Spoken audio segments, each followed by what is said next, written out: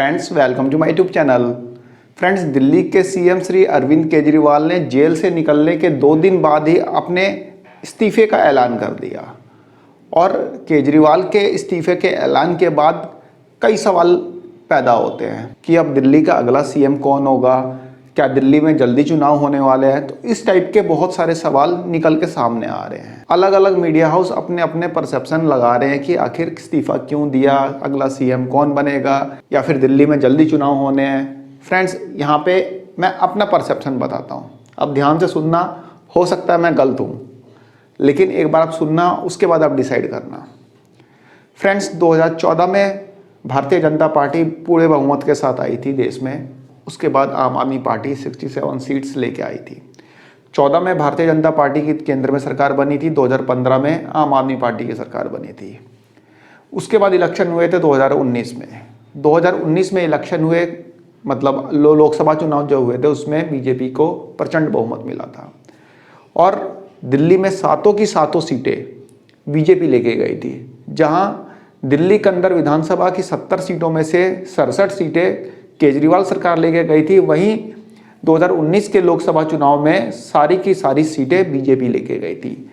तो ऐसे में आम आदमी पार्टी के अंदर थोड़ा सा एक डर सा हो गया कि भाई जब 67 सीट्स हमारे पास है तो लोकसभा में 7 की 7 सीटें उनके पास कैसे चली गई। उसके बाद दिल्ली में स्टार्ट हुआ फ्री का खेल। फ्री का खेल मतलब बिजली फ्री, पानी फ्री, बसों में लेडीज़ का सफ़र फ्री, मेट्रो में लेडीज़ का सफ़र फ्री कर दिया था। लेकिन दिल्ली मेट्रो जो है दिल्ली गवर्नमेंट और सेंट्रल गवर्नमेंट का एक जॉइंट वेंचर है, और जॉइंट वेंचर होने की वजह से सिर्फ दिल्ली गवर्नमेंट के डिसीजन की वजह से ऐसा नहीं हो सकता था कि मेट्रो फ्री कर दी जाए। तो ये सब चीज़ें दिल्ली में हुई थी, क्योंकि आम आदमी पार्टी के मन में डर समा गया था कि भाई 2020 में जो विधानसभा चुनाव होने हैं उसमें हो सकता है उनको उतनी सफलता ना मिल पाए, 67 सीटें ना मिल पाए, या फिर पूर्ण बहुमत ना मिल पाए। तो ये सब चीज़ें इसलिए की गई थी। और एक बार फिर से 2024 के आम चुनाव में बीजेपी को 7 की 7 सीटें मिली हैं, जबकि कांग्रेस और आम आदमी पार्टी मिलकर लड़ी थी, तब भी बीजेपी ने उन सबको हरा दिया। तो ऐसे में फिर से ये सवाल खड़ा होता है कि इस बार आम आदमी पार्टी का क्या होगा, जबकि कांग्रेस, आम आदमी पार्टी और बीजेपी अलग अलग लड़ रही है। त्रिकोणीय मुकाबला होगा इस बार 2025 के विधानसभा चुनाव में। तो केजरीवाल जी को यदि इस्तीफा देना ही था तो 6 महीने पहले जब जेल में गए तब क्यों नहीं इस्तीफा दिया, जेल से आने के बाद इस्तीफा क्यों दिया। कई कारण हैं, यहाँ पे मैं अपना परसेप्शन बता रहा हूँ। फ्रेंड्स, ऐसा है कि जब इन्हें अभी जेल से जमानत मिली है तो सुप्रीम कोर्ट ने इनके हाथ काट दिए हैं।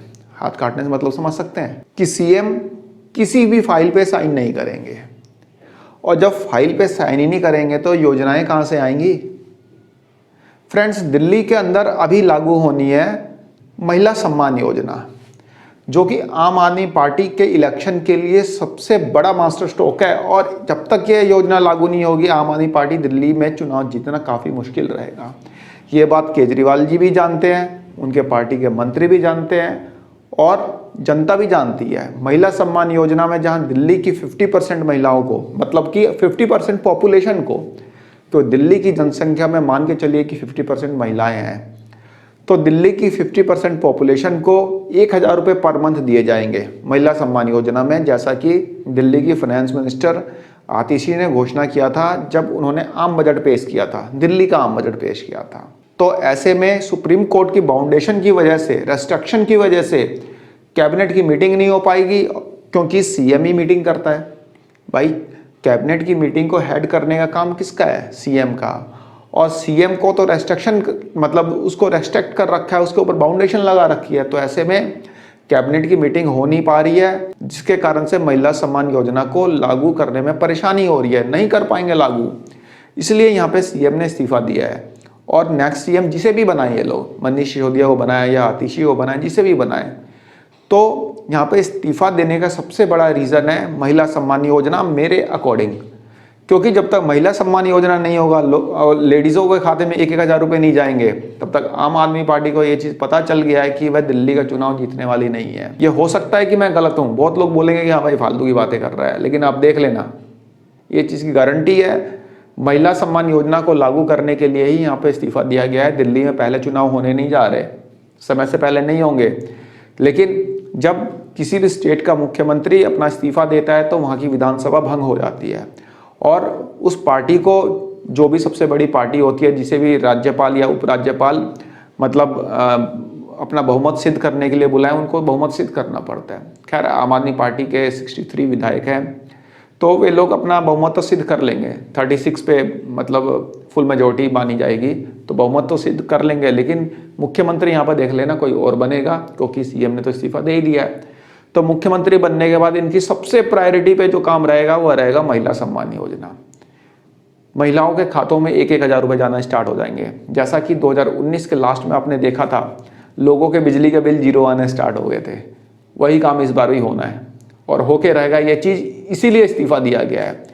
कोई भी मीडिया न्यूज़ कुछ भी बोले, देख लेना जो बात मैं कह रहा हूँ वो सही बात होती है कि नहीं। तो फिलहाल हो सकता है मैं गलत दूँ, फिलहाल एक छोटी सी इन्फॉर्मेशन थी। आई होप आप लोगों को पसंद आई होगी। धन्यवाद, नमस्कार।